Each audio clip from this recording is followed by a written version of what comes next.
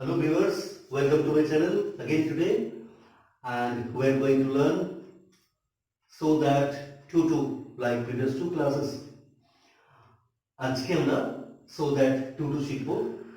এই জিনিস দুটোর মধ্যে অনেকগুলো ছোট ছোট গ্রামারের ব্যাপার আছে, বিষয় আছে। আগে দুটো ভিডিওতেই বলেছিলাম, আজকে আরেকবার বলবো। এই so that দিয়ে সেন্টেন্স থাকে, সেটাকে টু দিয়ে করা হয়, আবার টু দিয়ে থাকে সেটাকে সো দ্যাট দিয়ে করা হয়। এগুলো মাধ্যমিক আর উচ্চ মাধ্যমিকের জন্য খুব ইম্পর্টেন্ট দুটো ক্লাস, তারপর কম্পিটিটিভ এক্সামে এগুলো থাকে। তো টু যে থাকে সেখানে প্রশ্নটা থাকে অমিট টু। অমিট মানে বাদ দাও বা সরিয়ে দাও। দেখো তার নিচে লিখে দিচ্ছি রিমুভ টু। রিমুভ মানে সরিয়ে দাও। মানে এই সেন্টেন্সটা দেওয়া আছে, তোমাকে বলছে এই টুটা আছে এটাকে সরিয়ে দাও, অমিট করো বা রিমুভ করো, সরিয়ে দিয়ে সেন্টেন্সটা আবার লেখো। সেন্টেন্সটা আবার লিখলে সেন্টেন্সের মানে ঠিকই থাকতে হবে, কেন এটা ট্রান্সফরমেশন অফ সেন্টেন্স, বাক্যের রূপান্তর। তাই আগে দেখে নেওয়া যায় সেন্টেন্সটার মানে কি। সাইট মানে দৃশ্য, দ্যাট হোয়াট উই সি, যেটা আমরা দেখতে পাই ইজ আ সাইট, সেটা দৃশ্য। এখানে কি বলা হচ্ছে, দ্য সাইট ইজ মানে দৃশ্যটা হলো টু ড্রেডফুল, এত ভয়ঙ্কর, টু বি সেন, যে সেটা দেখা যায় না। তো এই টুটাকে রিমুভ করতে হবে, সরাতে হবে।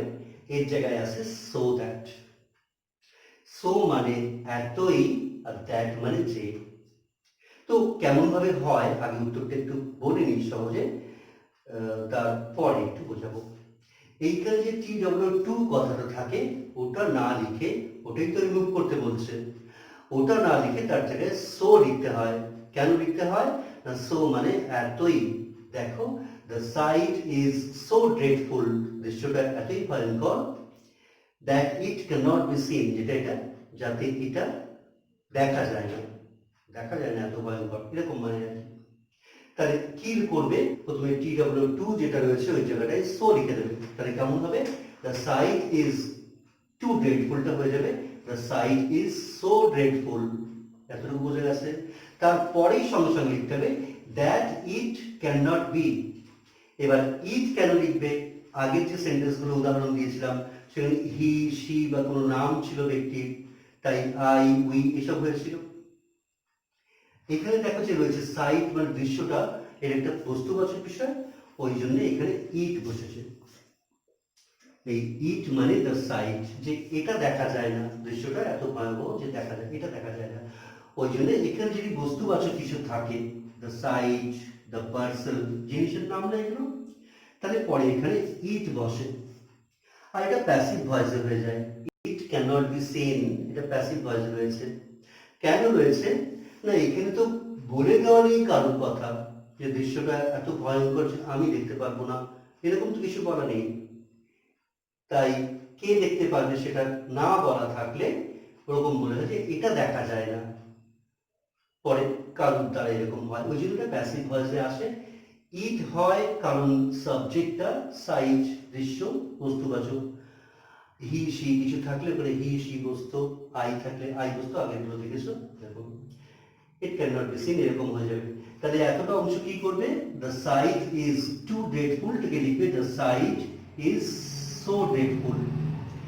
ড্রেডফুল এতটা পর্যন্ত হয়ে গেল, তারপরে কি লিখবে, that it can not be seen. That মানে এতই যে, ইট মানে এইটা মানে দৃশ্যটা, ক্যান নট বি সিন মানে দেখা যায় না। দেখো একটু বুঝতে পারলে কিনা, পরের উদাহরণটা দেখো আরো ভালো লাগবে, আরো পরিষ্কার করে বুঝতে পারবে। প্রথমে মানেটা দেখে নেবো। এখানে বলা হচ্ছে একটা পার্সেলের কথা, একটা মোড়ক এসছে ডাকে আর কি। পার্সেল ইজ টু হেভি, পার্সেলটা এত ভারী, টু বি লিফটেড, যেটা লিফট করা যায় না, মানে তোলা যায় না, তো ভারী পার্সেল।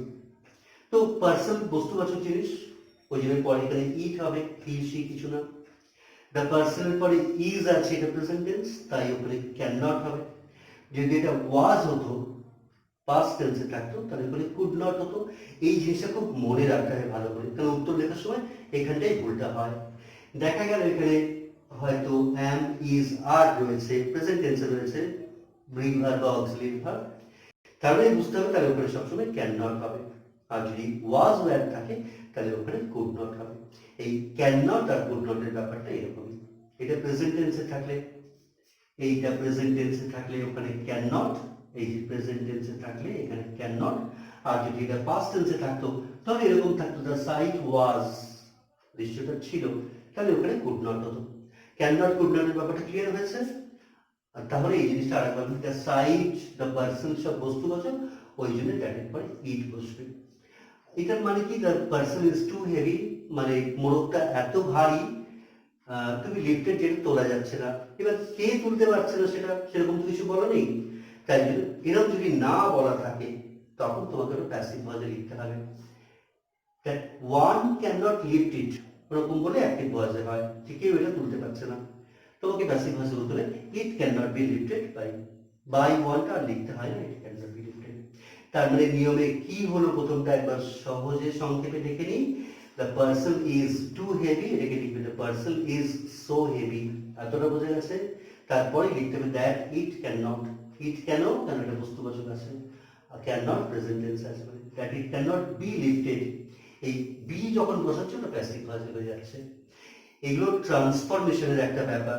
এই যে প্রথম সেন্টেন্সটা রয়েছে টু টু দিয়ে, এটা সিম্পল সেন্টেন্স, আর পরে তুমি যেটা লিখছো সো দ্যাট দিয়ে ওটা কমপ্লেক্স সেন্টেন্স। তার মানে পরীক্ষায় এমনও হতে পারে যে টু টু দিয়ে একটা সেন্টেন্স থাকতে পারে, কিন্তু নির্দেশ এরকম হয়তো রিমুভ টু বা অমিট টু, ওটাকে টুটাকে সরাও, এরকম না বলে থাকে, বলতে পারে এটাকে কমপ্লেক্স করো, তখন এই সো দ্যাট দিয়েই করবে। হয়েছে?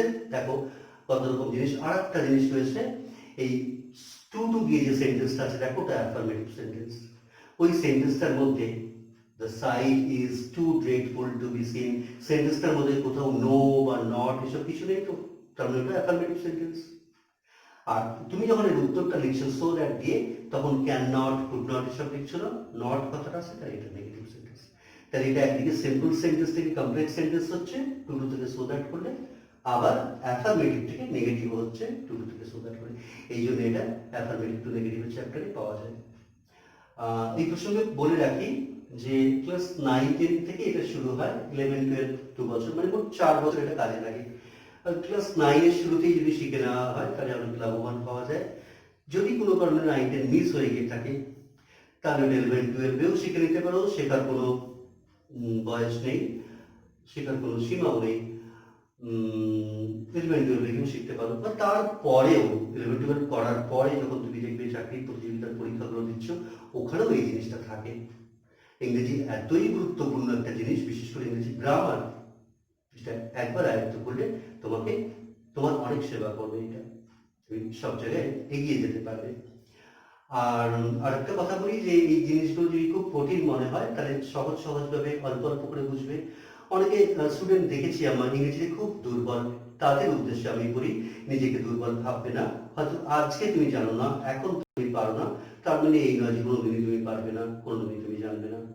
আমি সবসময় আছি তোমাদের সঙ্গে, নিজেকে এই লড়াই একা মনে করবে না কোনো সময়। আমি গ্রামারে এরকম করে একটা একটা করে চ্যাপ্টার আনবো, খুব দেখো দুটো সেন্টেন্স দিয়ে বুঝিয়েছি শুধুমাত্র, বোর্ড ভর্তি অনেকগুলো সেন্টেন্স নয়, সহজভাবে বোঝাবো।